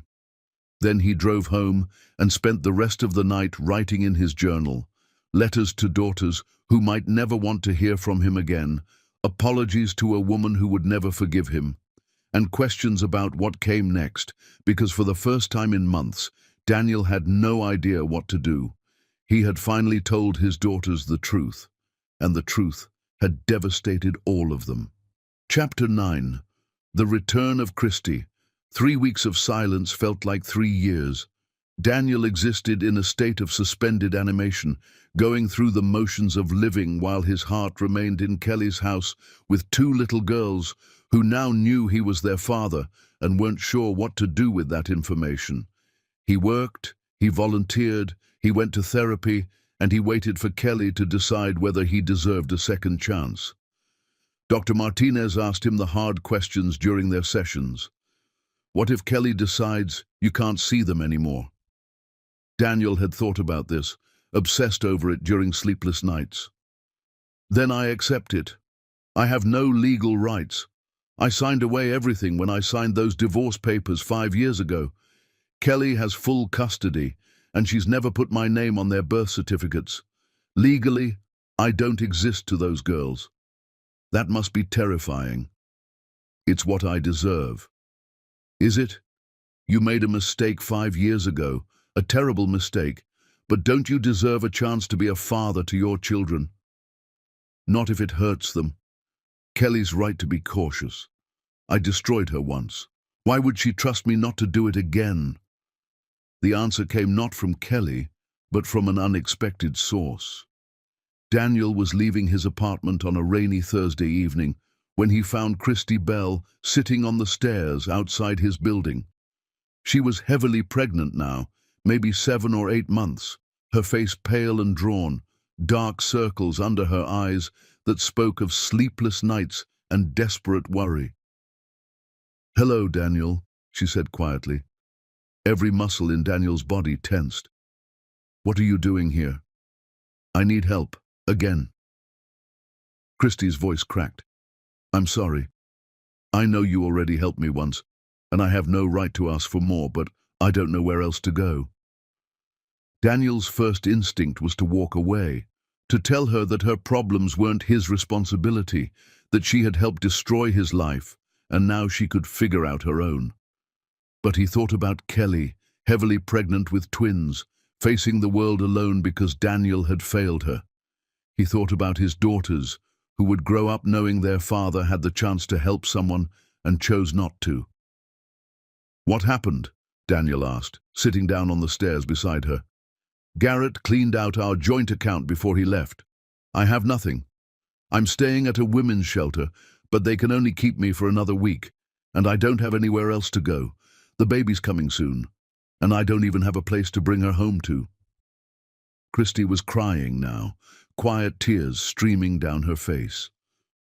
"I tried to get my old job back, but Norton Enterprises doesn't exist anymore, and Hammond and Associates won't touch me. My parents disowned me when they found out I was the mistress in your marriage. I have nothing, Daniel, no one." Daniel sat there in the rain, watching water drip off the edges of the building, and made a choice that would change everything.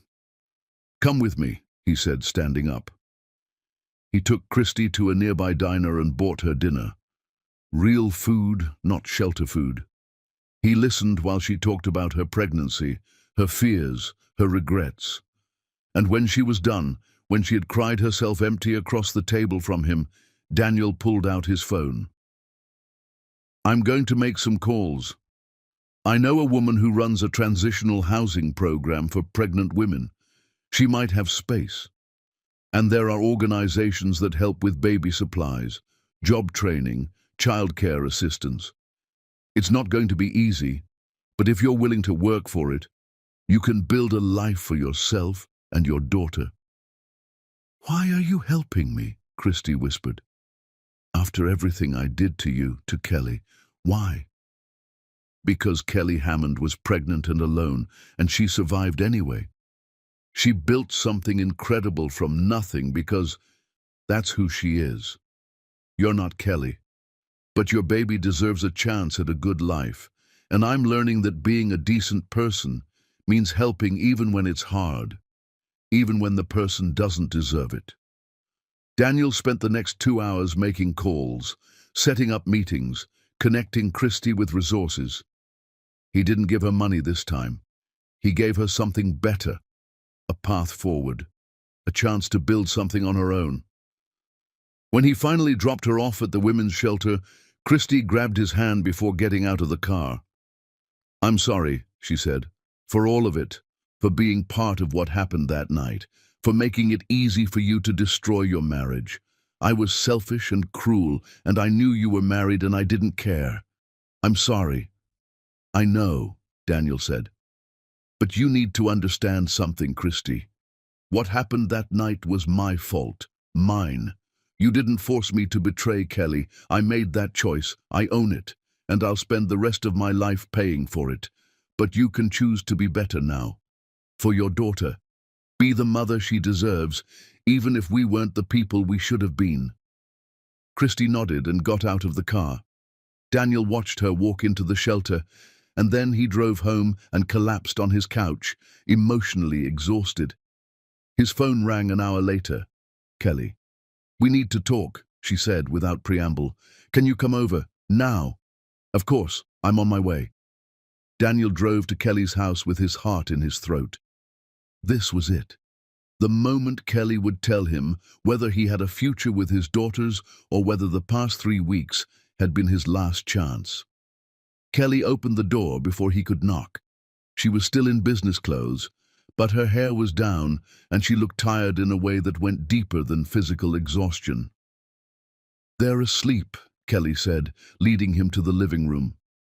"Finally. They've been asking about you every single day. When is Daniel coming back? Why can't we see him? Does he still want to be our daddy?" Daniel's throat closed up. "What did you tell them?" "The truth. That we're figuring things out. That adults sometimes need time to make hard decisions. That you love them very much." Kelly sat on the couch and gestured for Daniel to sit across from her. The distance felt deliberate. "I've been thinking. A lot. About what you said. About what happened. About what I want for the girls." "Kelly, let me finish." Kelly held up her hand. "I found out something this week. About why the school called you when Magnolia was hurt. Do you want to know how you ended up as an emergency contact?" Daniel had wondered about this constantly. "Yes. I put you there. 5 years ago, right after the girls were born. I was filling out their school registration forms, and there was a line for father's information. I almost left it blank, but something in me couldn't do it. Couldn't erase you completely, so I put your name, your phone number, your information, and then I forgot about it, because I never planned on you actually being in their lives." Kelly's eyes were glistening with tears. "But some part of me, even then, couldn't let you go completely. Some stupid, hopeful part of me left the door cracked open." Daniel couldn't breathe. "Kelly, I was wrong to keep them from you completely. Not wrong to protect myself, not wrong to leave, not wrong to build my life without you, but wrong to decide for them that they would never know their father. They deserved that choice, even if I didn't think you deserved them." "What are you saying?" "I'm saying you can keep visiting. Regularly. We'll establish a schedule. And we'll tell the girls officially that you're their father and that you're going to be part of their lives from now on." Kelly's voice hardened. "But Daniel, if you disappoint them even once, if you miss a single visit without a damn good reason, if you break one promise, I'm done. You're done. Do you understand?" "I understand. And I heard about Christy." Kelly's expression was unreadable. "Rita called me. She still keeps tabs on things for me. She told me you spent your evening helping your ex-mistress find housing and resources instead of just throwing money at her and walking away." Daniel's face flushed with shame. "Kelly, I didn't do it for you to find out. I did it because it was the right thing to do." "I know. That's what Rita said too." Kelly stood up and walked to the window, her back to Daniel. "You're not the same man who betrayed me 5 years ago. I can see that now. I don't want to see it, because it's easier to hate you when you're still a villain. But you're not anymore, are you?" I'm trying not to be. Kelly turned around, and Daniel saw tears streaming down her face. I spent 5 years hating you. 5 years being so angry I could barely function sometimes. And now I don't know what to do with all this rage if you're actually becoming someone decent. You don't have to let it go. You can hate me forever, Kelly. I've earned it. But please, don't punish the girls for what I did. I'm not punishing them. I'm protecting them. From what? From having a father who loves them and wants to be in their lives? From having their hearts broken when you leave again? Kelly's voice broke completely. Because people like you always leave, Daniel. You make promises and then you break them. You say you've changed and then you do the same selfish things. And I will not let you do that to Dahlia and Magnolia. I won't let you break them the way you broke me. Daniel stood up and walked toward her slowly, carefully, like approaching a wounded animal. I'm not leaving, not ever. I don't care if you never forgive me. I don't care if you hate me for the rest of your life. I'm going to show up for those girls every single time. I'm going to be the father they deserve, even if it kills me. Because they're everything, Kelly. Everything. Kelly looked at him with such raw pain that Daniel wanted to take it all away, to absorb every bit of hurt he had caused and carry it himself. You destroyed me. Do you understand that? That night in your office, you didn't just end our marriage. You ended the person I was. The Kelly who trusted people, who believed in love, who thought happy endings were possible. You killed her. I know, Daniel whispered, and I'm so sorry. Sorry doesn't bring her back. Sorry doesn't give me back those 5 years. Sorry doesn't make what you did okay. No, it doesn't. Nothing makes it okay. But I'm here now, and I'm asking you to let me prove that I can be someone worthy of knowing our daughters, not worthy of you. I gave up that right 5 years ago, but worthy of them. Kelly stared at him for a long moment, and Daniel could see the war happening behind her eyes. Protection versus possibility, safety versus risk.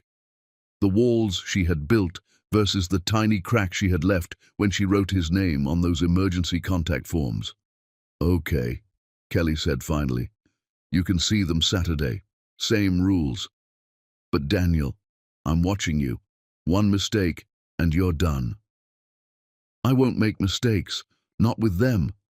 Not ever again. Kelly walked him to the door. As Daniel was leaving, she spoke again, her voice softer. The girls drew you more pictures. They're on the fridge. Dahlia drew the 4 of us as a family. Magnolia drew you wearing a superhero cape because apparently you're her hero now for staying with her at the hospital. Daniel's eyes burned. Can I see them? Kelly hesitated, then nodded. They walked to the kitchen together, and Daniel saw the new drawings hanging on the refrigerator. Dahlia's showed 4 stick figures holding hands with careful labels. Mama, Daddy, me, Nola. Magnolia's was more elaborate. A figure with a cape labeled Daddy, holding hands with a smaller figure labeled Me, while flying through the air. Daniel pressed his hand to his mouth, trying not to sob. Kelly stood beside him, looking at the drawings too.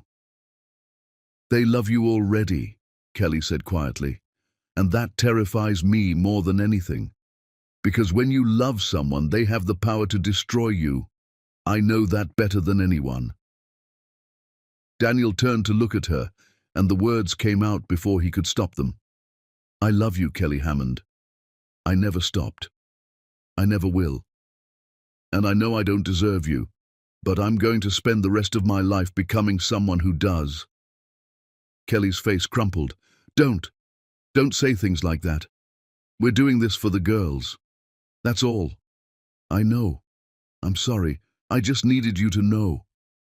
Kelly wiped her eyes and walked Daniel to the door. As he was leaving, she grabbed his arm. Daniel, thank you for helping Christy, even though she doesn't deserve it, even though it cost you money and time you don't have. That was something the old Daniel would never have done. I'm not the old Daniel anymore. I can see that, and I don't know what to do with it. Daniel drove home with something fragile and precious blooming in his chest. Hope, not for him and Kelly, that ship had burned to cinders, but hope that he could be the father his daughters needed, hope that he could prove himself worthy of the second chance Kelly was giving him. It was more than he deserved, but he was going to earn it anyway, every single day, for the rest of his life. Chapter 10.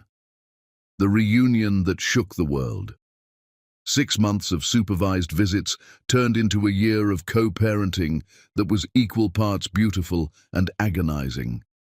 Daniel was there for everything: school plays where Dahlia sang solos and Magnolia danced with wild enthusiasm, soccer tournaments where he screamed himself hoarse cheering, art shows where Dahlia's work hung alongside pieces by kids twice her age, birthday parties, homework sessions, bedtime stories read over video call when he couldn't be there in person. But Kelly remained behind walls so thick Daniel could barely see her anymore. She coordinated schedules through terse text messages, attended events at different times, dropped the girls off at his apartment for visits without coming inside.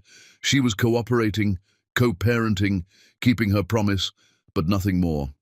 Daniel accepted it. He had no right to expect anything else. Then, Daniel's consulting firm attracted serious attention. A major corporation wanted to acquire his business, offering money that would finally make him financially stable. His lawyer sent over the contracts, and Daniel stared at them for 3 days straight. This was his chance to rebuild, to finally give his daughters the life they deserved, to prove he could succeed. But all he could think about was Kelly, pregnant with twins, building Hammond and Associates from a hotel room because Daniel had taken everything from her. Daniel called his lawyer. "I'm not selling. Daniel, this is a 7-figure offer. Transfer everything to Hammond and Associates. The company, the contracts, the client list, all of it. Make Kelly Hammond the owner. Have you lost your mind? Maybe, but do it anyway." The papers arrived at Kelly's office on a Thursday afternoon. Daniel didn't hear anything for 4 days. He went about his normal routine, visited his daughters on Saturday, and waited. Kelly showed up at his apartment at midnight on Monday. She pounded on the door hard enough to wake his neighbors, and when Daniel opened it, she pushed past him into his small living room, holding the contract papers, her face a mask of fury and confusion, and something else that looked dangerously like pain. "Explain this," Kelly demanded. "Explain why you're giving me your company." "Because you deserve it." "Don't give me that bullshit. What's the catch? What do you want?" "Nothing. I want nothing." "Liar." Kelly threw the papers at him. "Everyone wants something, especially you. So what is it? Joint custody? Visitation rights? Me?" The last word hung in the air between them like a live wire. "I want you to have what I took from you," Daniel said quietly. 5 years ago I destroyed your security, your trust, your future. You had to rebuild from nothing while pregnant with twins. This company isn't much compared to what you've built, but the contracts are solid, and merging them would expand Hammond and Associates into new markets. It's good business. Take it. And what do you get? Peace. Knowing I finally gave you something back. Kelly stared at him, and something in her expression cracked. "I can't accept this." "Why not?" "Because if I accept this, I have to admit you've changed. I have to let go of the anger that's kept me safe for 5 years, and I don't know how to do that, Daniel. I don't know how to stop hating you." "Then keep hating me. Take the company anyway." "It's not that simple." "Yes, it is. You built an empire from nothing. You raised 2 incredible daughters alone. You survived everything I did to you and came out stronger. This company is yours. Take it. Build something even bigger. Show the world what Kelly Hammond can do when she has every advantage instead of every obstacle." Kelly's hands were shaking. She sat down on his couch like her legs couldn't hold her anymore. "Do you know what you took from me? Not just the company or the marriage. You took the moment I was going to tell you about the twins, that moment when I would have seen your face light up with joy.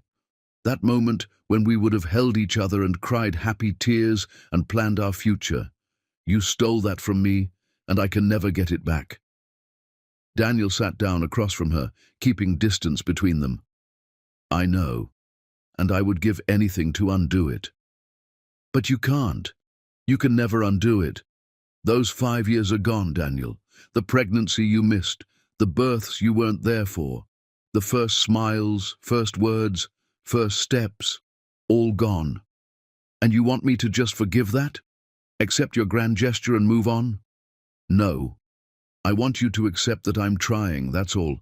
Just trying to be better. Kelly looked at him with tears streaming down her face. I was in labor for 16 hours with twins. Alone. Do you understand what that means? I was terrified, and in pain, and alone. When they put Dahlia in my arms, she was so small, and perfect, and mine. And then Magnolia. 2 perfect miracles. And I looked at them and thought, their father is missing this. Not with sadness, with rage. Pure, white-hot rage that you were somewhere else living your life while I was bringing your daughters into the world alone. Daniel's vision blurred. Kelly. I built Hammond and Associates brick by brick while breastfeeding twins on 2 hours of sleep. I closed deals while my body was still healing from giving birth.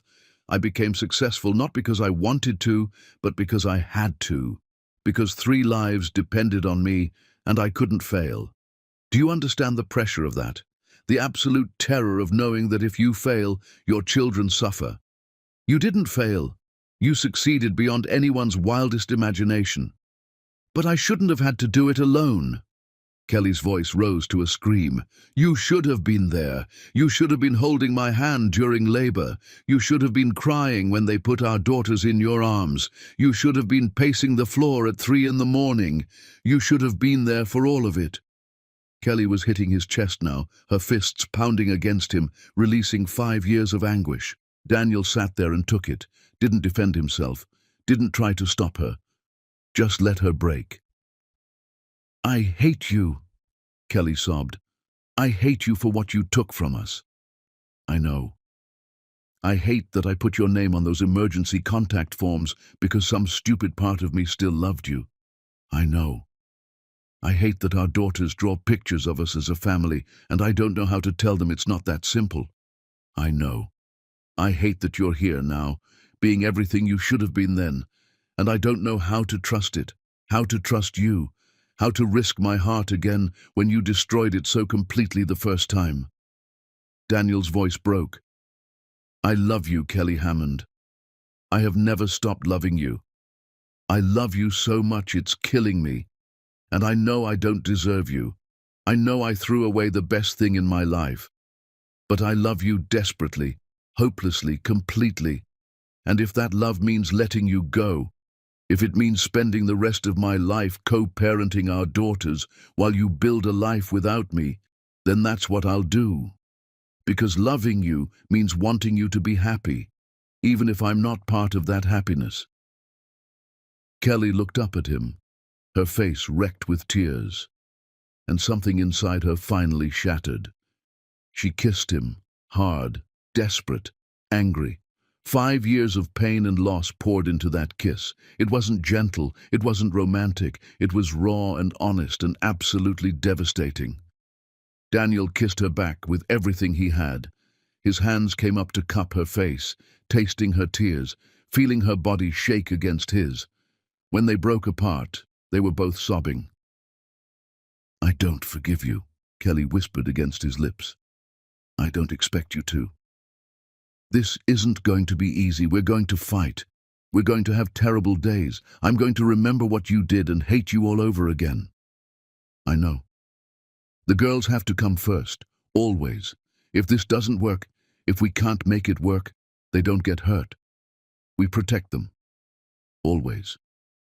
And you have to understand that I might never fully trust you again. That part of me will always be waiting for you to leave. I'm never leaving. Not ever. I don't care how hard it gets. Kelly pulled back to look at him, and Daniel saw the war still happening in her eyes. But underneath the pain and anger was something else, something that looked like hope. "I want to try," Kelly said, her voice shaking. "God help me. I want to see if we can build something real from all these broken pieces. But Daniel, if you hurt them, if you hurt me again, I won't. I swear on everything I am, I won't." They held each other on that couch while the city slept around them. They talked about therapy and boundaries and taking things slow, about how to tell Dahlia and Magnolia without confusing them, about the fact that Kelly was terrified and Daniel was desperate, and neither of them knew if this was brave or stupid. As dawn broke, Kelly fell asleep against Daniel's shoulder, exhausted. He stayed awake, watching her sleep, marveling at the impossible chance he had been given. When Kelly woke up hours later, she called her assistant. "Bring the girls here, to Daniel's apartment." Dahlia and Magnolia arrived confused and curious. They found their parents sitting together on the couch, hands intertwined, faces showing signs of tears and something else, something that looked like possibility. "Are you and Daddy dating?" Magnolia asked immediately. "We're trying," Kelly said carefully. "We have a lot to work through, and it's going to be complicated. But yes, we want to see if we can be a family, all four of us." Dahlia studied them with serious eyes. She walked over to Daniel slowly, and he prepared himself for rejection. Instead, she climbed into his lap. "If you make Mama cry again, I'll never forgive you," Dahlia whispered fiercely. "I won't, I promise. Promises can be broken. Not this one. Never this one."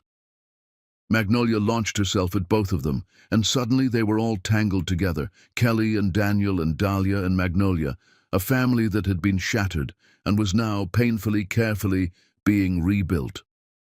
Kelly accepted the company. She merged it with Hammond and Associates and changed the name to Hammond Norton Holdings. The business community buzzed with speculation. Some called it a power move. Others called it forgiveness. Kelly called it what it really was, a second chance. Christy Bell gave birth to a healthy daughter and named her Grace. She sent Kelly and Daniel a card thanking them for the help and promising to be better. Kelly kept the card as a reminder that redemption was possible for everyone. Daniel and Kelly didn't rush. They dated for months while living separately. They went to couples therapy every week. They fought sometimes, terrible fights where old wounds reopened, but they learned to fight fair and heal together. They married 2 years later in Kelly's garden with Dahlia and Magnolia standing between them. It wasn't a fairy tale. It was better than that. It was real.